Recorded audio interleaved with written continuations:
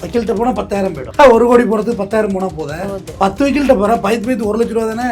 1 கோடிக்கு வீடு வாங்க போகிற. பூரா ஆற்றுல ஏர்லி கட்டி வச்சுருக்கா போய் வாங்குறான். அப்பார்ட்மெண்ட்டாக வாங்குறான்.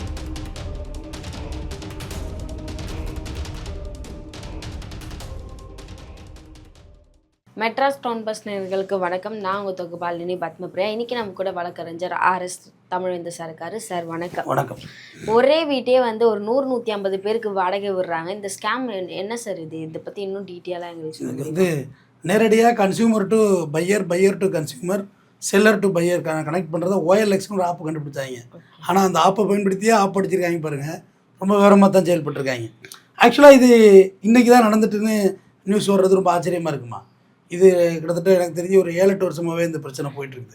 எப்படின்னா, நீங்கள் ஒரு வீட்டை வாடகைக்கு எடுக்கிறது, உங்கள் வீட்டு ஓனர் பார்த்தீங்கன்னா வெளிநாட்டில் இருக்க மாதிரி பார்த்துக்குவாங்க.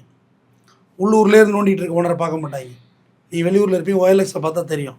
எங்கேருந்து ஃபாரின்லேருந்து பேசுவீங்க. உங்கள் வீட்டு சாவி யாராவது ஒருத்தவங்க கொடுப்பான்.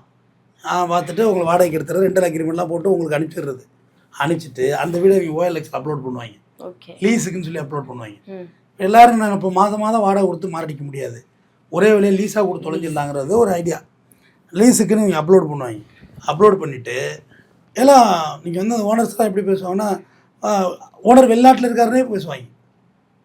இப்போ அந்த EB கார்டு கொடுக்குறாங்கல்ல, EB கார்டில் ஒரு பெயர் இருக்குன்னு வச்சிங்களேன், சார்ஜ் புஷன் இருக்குன்னு வச்சிங்களேன். சார்ஜ் புஷன், ஆமாம் நான் ஃபாரின்லேருந்து தான் பேசுகிறேன், என்னோடய PRO வருவார், இல்லை என்னோடய ஆஃபீஸ் அசிஸ்டண்ட் வருவாங்க, அக்ரிமெண்ட் போட்டு கொடுப்பாங்க. நம்புற மாதிரி இருக்குமா இருக்காதா சொல்லுங்கள்.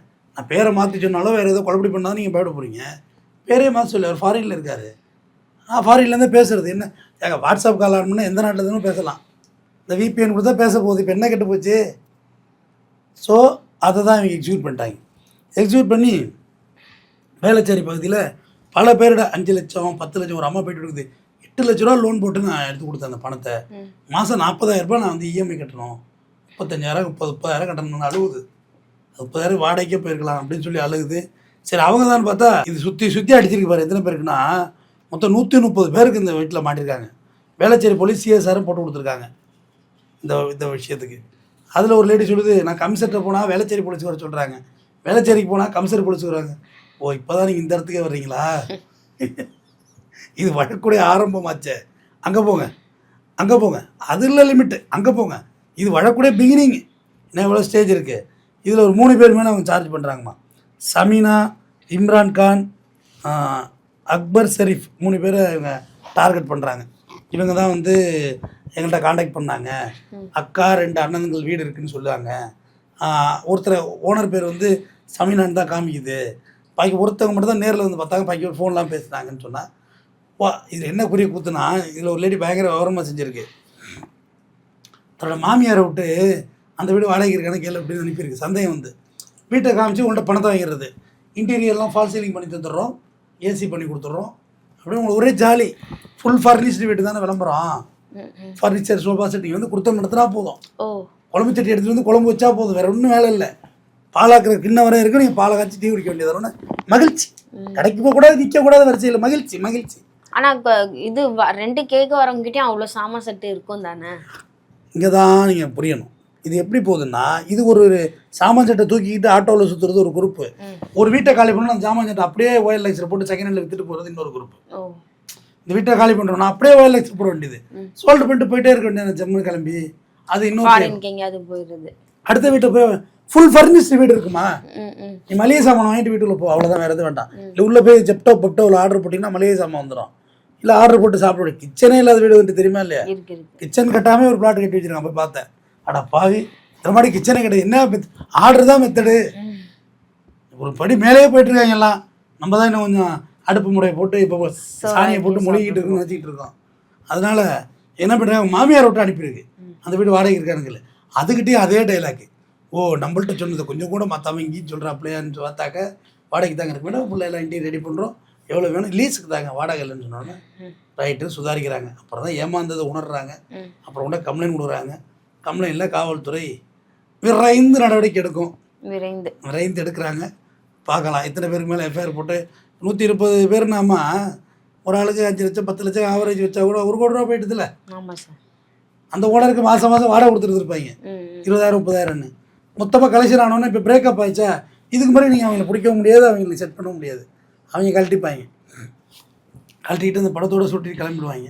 இன்றைக்கி தான் டிவிலலாம் பார்த்தோம். அது எல்லா தொலைக்காட்சியிலையும் போடவும் இல்லை, குறிப்பிட்ட சில சேட்டலைட் சேனலில் வந்துருந்தது. அதனால தான் லீஸுக்கு போகிறத பற்றி தப்பு கிடையாது. லீஸுக்கு போகிறதுல இன்னொரு மைனஸ் இருக்குது, அதையும் சொல்லி கொடுத்துட்றேன். சொல்லிடுறேன். பேங்க்கில் இருக்கும் வீடு, ஒட்டுமொத்த டாக்குமெண்ட்டு பேங்க்கில் வச்சு லோன் வாங்கியிருப்பான் பழைய ஓனர். நீங்கள் லீஸுக்கு போயிடுவீங்க, அவன் இஎம்ஐ கட்ட மாட்டான், ஒன்றும் கட்ட மாட்டான், வீடு சீசிங் ஆகிடும். சீசிங் ஆகலாம், நீங்கள் தான் ரோட்டில் நிற்கணும். நீங்கள் எந்த விதமான கிளைமரும் கிடையாது. ப்ராப்பர்ட்டியே பேங்கோட ப்ராப்பர்ட்டி, அதில் லீஸுக்கு வந்த உங்களுக்கு என்ன கிளைமிங் இருக்குது? நீங்கள் யார் முதல்லங்க? அப்போ அதில் போய் மாட்டிக்காதீங்க. வாடகையில் இருந்தீர்கள் என்றால் ஓனரின் குடுமி உங்கள் கையில் இருக்கும். லீஸுக்கு சென்றீர்கள் என்றால் உங்கள் குடுமி அவர் கையில் இருக்கும். எந்த பக்கம் யார் குடுமையில் இருக்குன்னு பார்த்துங்க. லீஸுக்கு போகிறீங்களா, ஒரு 5000 அக்ரிமெண்ட் ரிஜிஸ்டர் பண்ணிக்கிட்டால் உங்களுக்கு என்ன கெட்டு போச்சு? ஏம்மா 10 லட்சம் பணம் கொடுக்குறீங்க, ஒரு 5000 ரிஜிஸ்டர் பண்ணணுன்னு கேட்குறேன்.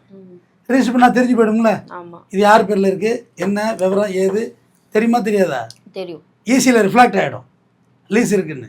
இல்லை பேங்க் லோன்றதை வேண்டாங்க, பேங்க் லோன் உள்ள வீடு வேண்டாம், அது கூட செஞ்சுக்க முடியல. அப்புறம் என்ன இருக்குது? எதுவுமே தெரியக்கூடாது, யாருக்கும் தெரியக்கூடாது. இடம் வாங்கணும் 1 கோடி ரூபாய்க்கு, ஒரு 10,000 கொடுத்து ஒரு வக்கீல்கிட்ட இல்லீகல் பார்க்கக்கூடாது. ஒரு 10,000 கொடுத்தா லீகல் பார்த்து சொல்லுவாங்கல்ல வக்கீல், இந்த இடத்துல இவ்வளோ பிரச்சனை இருக்குது, இவ்வளோ ஓட்ட சாட்டை இருக்குது, இவ்வளோ கொரியஸ் இருக்குன்னு ஒரு வக்கீல் சொல்லிடுவாங்கல்ல. ஆனால் போகக்கூடாது. வக்கீல்கிட்ட போனால் 10,000 போய்டும். 1 கோடி போகிறதுக்கு 10,000 போனால் போதும். 10 வக்கீல்கிட்ட போகிறேன், பைத்து 1 லட்ச ரூபா தானே. 1 கோடிக்கு வீடு வாங்க போகிறேன், பூரா ஆற்றுலையும் ஏர்லையும் கட்டி வச்சுருக்கா போய் வாங்குறான், அப்பார்ட்மெண்ட்டாக வாங்குறான். இங்கே ஆர்டி சேலன்ஸ் பில்டிங்கு முழுக்க ஏரில் கட்டி பவரே இல்லாமல் போயிட்டு, கொட்டூர்லம்மா லேக் வியூன்னு சொல்லி கரண்ட்டே கிடையாது அந்த வீட்டில். ஸோ அந்த பிரச்சனைலாம் இருக்குல்ல, அதுக்கு யார்கிட்ட போகுது லீகல் பார்த்து ஒழுங்காக ப்ராப்பராக போங்க. லீஸுக்கு போகிறது தப்பு கிடையாது. ஆனால் லீஸுக்கு போனால் ஓனர் பக்கத்திலே இருந்தாலுமே பேங்க் ஆக்ஷன் வந்தால் ஒன்றும் பண்ண முடியாது. இப்போ எனக்கு தெரிஞ்ச நண்பர் ஒருத்தர் முகப்பேரில் லீஸுக்கு போயிருந்தார். பேங்க் ஆக்ஷன் ப்ராப்பர்ட்டி கண்ணெதிரே ஆக்ஷன் போடுது. இவர் விட மட்டும் இல்லை, ஓனர் விட சேர்ந்து தான் போச்சு. நீங்கள் அந்த ஓனர்கிட்ட போய் என்ன கேட்பீங்க? ஏரியா ஏன் கூட அழுட்டு போய்ட்டுறேன், நீ என்ன நடுவில் வந்து அப்புறம் கேட்பாங்களா கேட்க மாட்டாங்களா? உங்களோட பணம், உங்கள் வேர்வை சிந்தி சம்பாரித்த பணம், அதை பாதுகாக்கிறதும் உங்கள் பொறுப்பு தான். யாரை பார்ப்பாங்கன்னு போயிடாதீங்க. பேங்கில் கொண்டு ஒழுங்காக வைக்கிறீங்கன்னா நல்ல நேஷனலைஸ் பேங்கில் பத்திரமா கொண்டு சேஃப்டியில் வைங்க, எஃப்டியில் வைங்க. லீஸுக்கெல்லாம் லோன் போட்டு லீஸுக்கு போகிறது எப்படி புத்திசாலித்தனம்? மாதம் இஎம்ஐ கட்டணும் 30,000 ரூபா, அதுக்கு வட்டி இருக்குது. லீஸு போனால் இல்லை, லீஸ் வந்து ஹவுஸ் ஓனருக்கு லாஸுமா, கடைசியாக மொத்தமாக அந்த பணத்தை வாங்கிட்டு போயிடுவீங்கல்ல. ஆமாம், லீஸ் வந்து ஹவுஸ் ஓனருக்கு லாஸ் தான். லீஸுங்கிறது லாபகரமான விஷயம் கிடையாது ஹவுஸ் ஓனர் பில்டிங் சைடு சொன்னால். அதேமாரி கொடுக்குற நமக்கு மிச்சம், வாடகை நோகாமல் இருக்கலான்னு. ஆனால் ப்ராப்ளம், இந்த மாதிரி ப்ராப்ளம் இருக்குது. தொடர்ந்து பேசுவோம். நன்றி.